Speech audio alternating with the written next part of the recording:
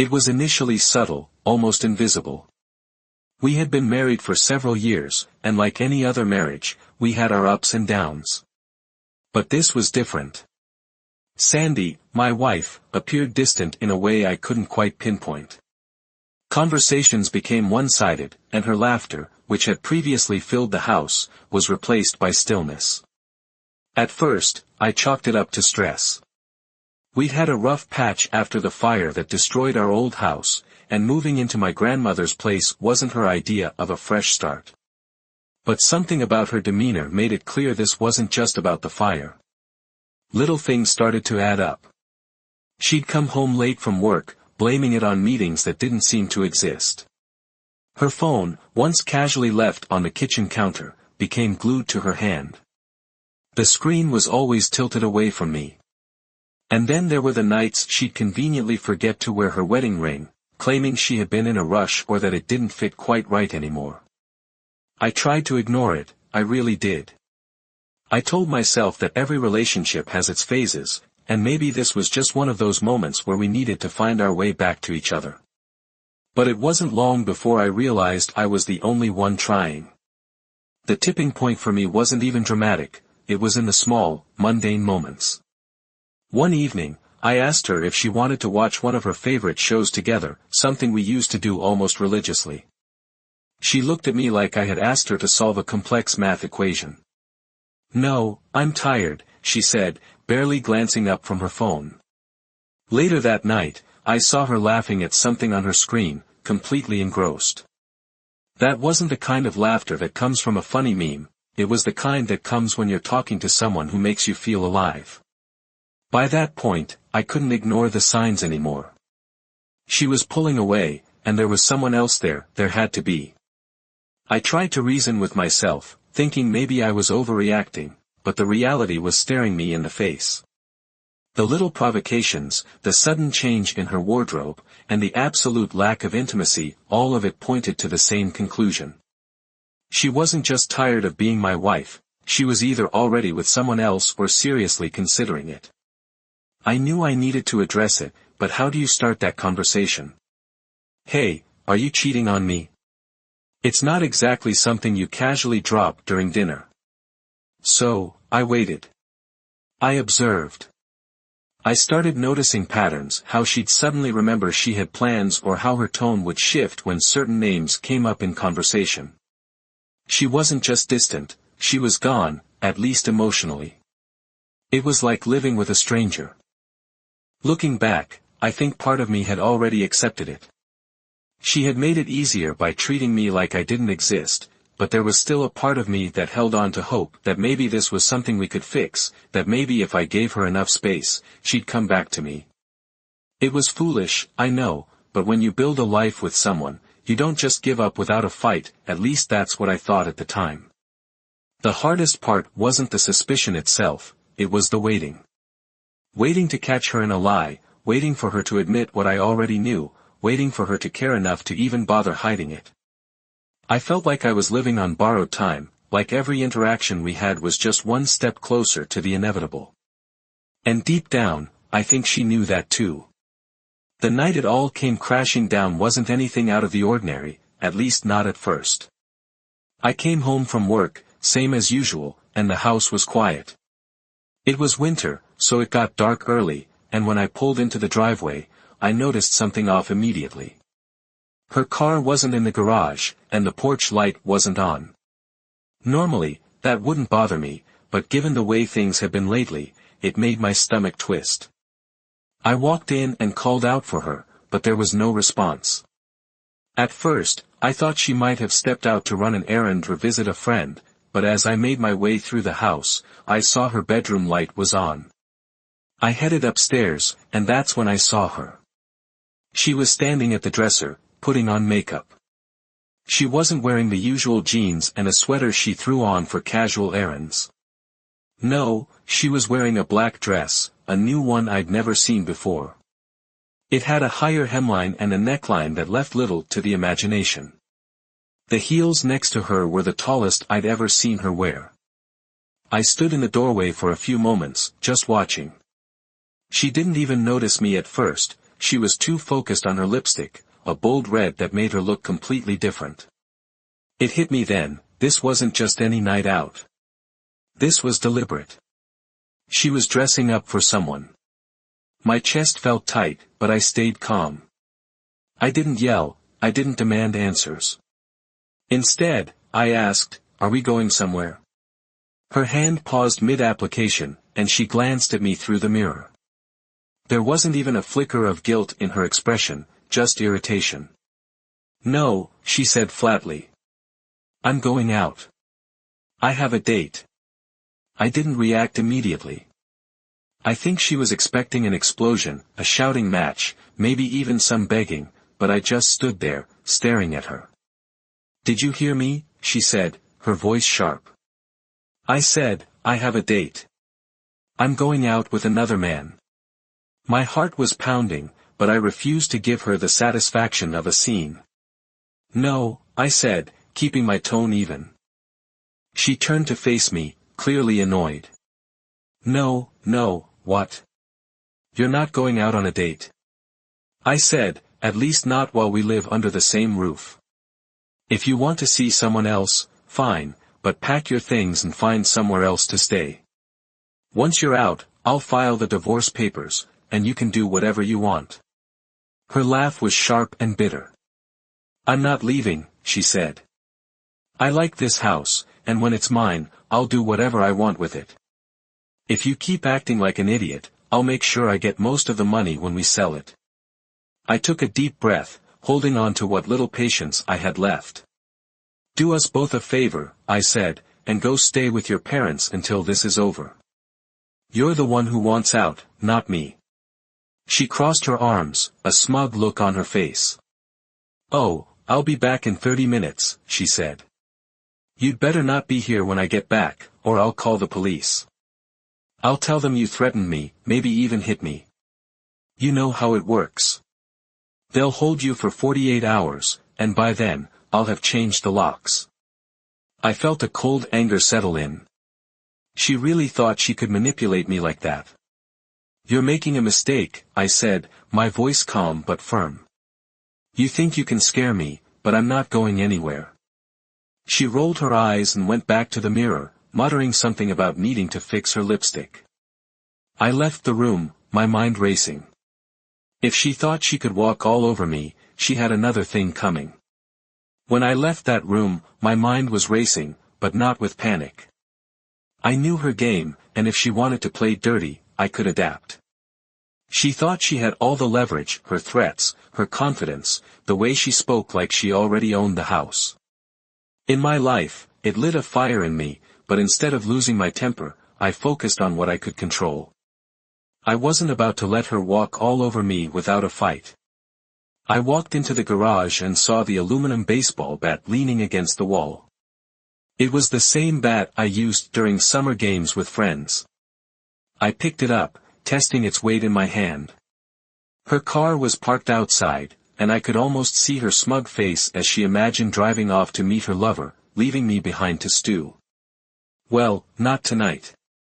I walked over to her car and swung the bat hard. For good hits shattered the headlights and tail lights, leaving the car useless for a night drive. I wasn't done. I knew her routine, her purse was always on the kitchen counter. When I went back inside, there it was, right where I expected. I opened it carefully, not to make a mess, and found her phone. A part of me almost laughed at how predictable she was. I took it back to the garage and removed the battery, setting it on my workbench. With one solid hit of the hammer, the phone snapped into 3 pieces. Satisfied, I put the broken pieces back into her purse, minus the battery. She wasn't calling anyone tonight. Next, I noticed a small packet of condoms in her bag. For a split second, I considered piercing them with a pin, just to mess with her, but then I thought better of it. She'd probably just accused me of trying to frame her, and that wasn't a headache I needed. By the time she came into the kitchen, she was fully dressed, a rest black dress, heels, and that ridiculous red lipstick. She looked at me with a mix of irritation and smugness, as if she'd already won whatever twisted game she was playing. she said, pointing to the door, like I was some kind of intruder. I didn't move. Instead, I poured myself a cup of coffee and leaned against the counter, taking a slow sip. "Good luck with your night," I said casually. Her eyes narrowed. "What did you do?" she asked, her voice sharper now. I smiled and took another sip. "Why don't you go check your car?" I suggested. Her heels clicked loudly as she stomped out the front door. Moments later, I heard her shouting, angry, frustrated, furious. She stormed back into the house, her face red with rage. "What the hell did you do to my car?" she yelled. I shrugged, keeping my tone light. "It's parked on the street, anything could have happened." "You bastard," she hissed. "I'll just call him to pick me up." "Go ahead," I said, gesturing to her bag. "You'll need your phone for that." Her face froze for a second, and then she yanked the phone out of her purse. When she realized it wouldn't turn on, her fury reached a whole new level. "You broke my phone." I leaned back and crossed my arms. "Maybe you should have kept a better eye on it," I muttered to myself.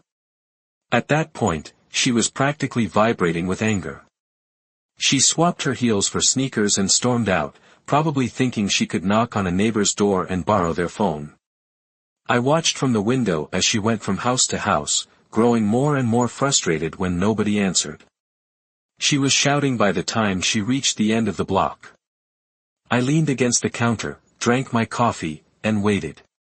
I knew it was only a matter of time before she found someone who could help or became desperate enough to call the cops. Either way, I was prepared. She thought she had control, but by the end of the night, she understood how incorrect she was. I didn't have to wait long before things took a turn, though not the one I'd expected.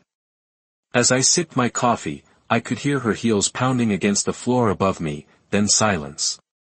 That was my cue to check what she was up to.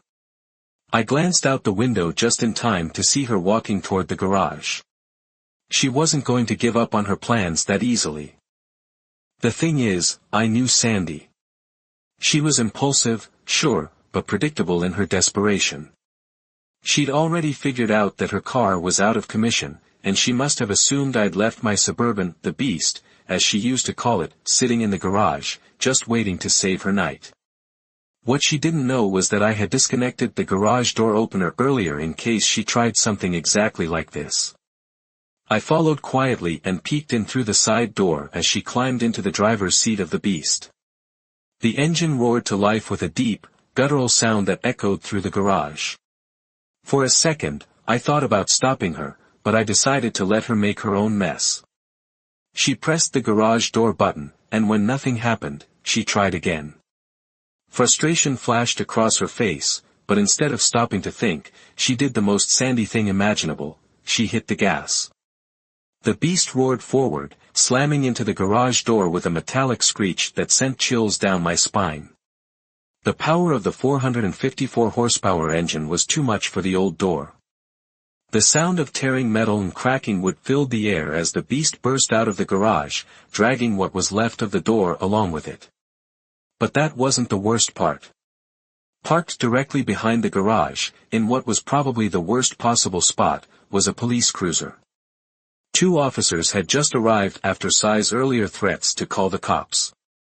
The Beast smashed into the front of the cruiser with such force that it pushed the car back a few feet, leaving the front end crumpled like an accordion. One of the officers had just opened the driver's side door when the crash happened. The door swung back violently, knocking him off balance and throwing him to the ground. His partner, a redhead I remembered from high school, was already on the move, yanking Sandy out of the Beast by her hair before she could even process what had just happened. "Get on the ground," the red-headed officer shouted, her voice echoing across the neighborhood. Sandy screamed something incoherent, flailing as she was dragged to the pavement. She didn't even fight back properly, just sobbed and cursed as the officer cuffed her. Meanwhile, I rushed over to check on the officer who had been hit. His nose was clearly broken, and blood streamed down his face, but he was conscious. "Hold still," I told him, cradling his head to keep his neck stable. "Help is on the way." The next 20 minutes were a blur of chaos. Neighbors peeked out from behind curtains, some bold enough to step outside and gawk. Ambulances arrived, lights flashing, and more police cars filled the street. I answered questions while keeping one eye on Sandy, who sat in the back of another cruiser, handcuffed and wailing like a child who'd been caught stealing. By the time the dust settled, Sandy was on her way to the hospital with a bruised ego, a stiff neck from the airbag, and a growing list of charges: reckless endangerment, property damage, and assaulting a police officer with a vehicle, to name a few. As for me, I stood in the driveway watching the wreckage of the beast being hauled away. I should have been furious, but honestly, I just felt relieved. This wasn't just about the car or the mess she'd made of the garage, it was about finally, having proof, undeniable evidence that Sandy was her own worst enemy. For all her threats, her manipulation, and her arrogance, she had finally hit a wall, literally and figuratively. And for the first time in months, I felt like I could breathe. The days following the chaos were a mix of police interviews, lawyer consultations, and awkward phone calls from mutual acquaintances who had heard about the fiasco. Sandy didn't waste any time making things worse for herself after she was released on bail, paid by her parents, of course.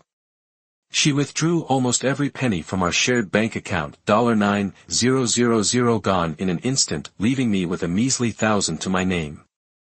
I wasn't surprised, it was just another desperate move from someone who thought she was still in control. My lawyer and I got to work immediately, thankfully. I had already anticipated something like this months ago, before things spiraled out of control. I had transferred ownership of our house to my parents legally. It wasn't even in my name anymore. I knew Sandy would demand half of everything, and I wasn't about to let her get it. She had no idea what she was walking into at our first meeting. Sandy showed up with her lawyer, a sleazy guy with a bad comb-over who clearly thought this was going to be an easy win. They didn't waste any time rattling off her demands. "She wants the house, or half its value," her lawyer began, smugly sliding a stack of papers across the table. "We'll also be requesting all the new furniture, the appliances, and a portion of the insurance payout from the fire." I glanced at my lawyer, who didn't even blink. Instead, he calmly pulled out a document and handed it over. "The house isn't community property," he explained. "It belongs to my client's father. Sandy has no legal claim to it." Her face went pale for a moment, but she quickly recovered, leaning over to whisper something to her lawyer. He looked through the document, his expression tightening with every word he read. "This can't be right," he muttered, but it was. They had nothing. "As for the furniture and appliances," my lawyer continued, "we have receipts showing they were purchased with funds from my client's father's account. They aren't marital property either." Sai's frustration was palpable. She crossed her arms, glaring at me as if I'd personally betrayed her, which was ironic considering the circumstances. "You're leaving me with nothing," she finally snapped. "That's not entirely true," my lawyer replied smoothly. "We're willing to let you keep one of the bedroom sets, out of nostalgia." I could almost hear her teeth grinding. She stormed out of the room shortly after, leaving her lawyer to negotiate the rest. In the end, she got to keep her car and a portion of the money she withdrew, and not much else. Her lawyer knew she was in a losing position and convinced her to settle before things got worse. The judge didn't hold back when finalizing the divorce. He commended me for being proactive in protecting my assets, which was his polite way of saying Sandy had been outsmarted at every turn. By the time the gavel hit, I was free, and she was left to deal with the legal mess she'd created by ramming the beast into a police cruiser. It wasn't about revenge for me, it was about self-preservation. Sandy had tried to manipulate, intimidate, and bully her way into taking everything, but she underestimated me. She thought I'd just roll over and let her win. Instead, I played the long game, and when it was over, I walked away with my dignity intact. After the dust settled and the ink dried on the divorce papers, I finally had a moment to breathe. It felt strange at first, almost like I was stepping into someone else's life. For years, my routine, my thoughts, even my happiness had revolved around Sandy in our marriage. Now, she was just gone. The house was quiet, but not in a lonely way, more like peaceful. I could finally focus on myself and what I wanted, instead of constantly walking on eggshells around her. I spent the first few months getting my life back on track, fixing up the house, reconnecting with old friends, and finding hobbies I'd neglected for years. It wasn't about distracting myself, it was about reclaiming who I was before everything fell apart.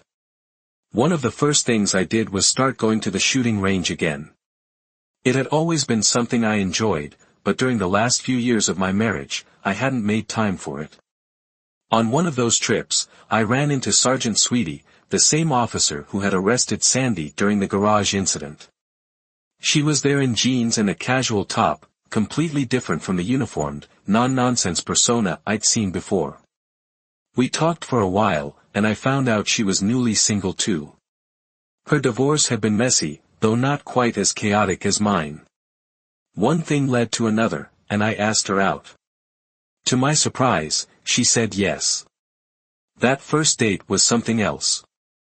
I showed up in my best suit, probably overdoing it, but she seemed to appreciate the effort. She made it clear early on that she wasn't interested in games or drama, and honestly, neither was I. 9 months later, we got married, and I can genuinely say it's been the happiest time of my life.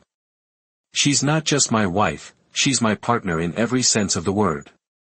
We've built a life together that's based on mutual respect and trust, two things that had been missing for a long time in my previous marriage. As for Sandy, I heard bits and pieces about her through mutual acquaintances. She remarried twice, and from what I gathered, her second husband seems to be keeping her in check. Good for him, I guess. I don't hold any anger toward her anymore.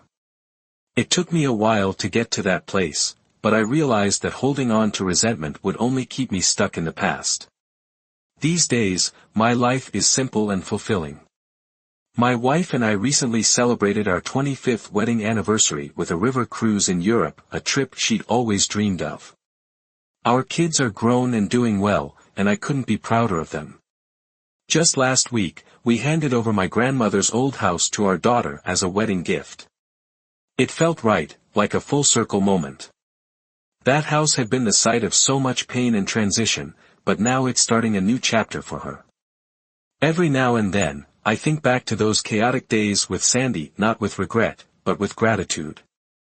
They taught me a lot about who I am and what I'm capable of handling.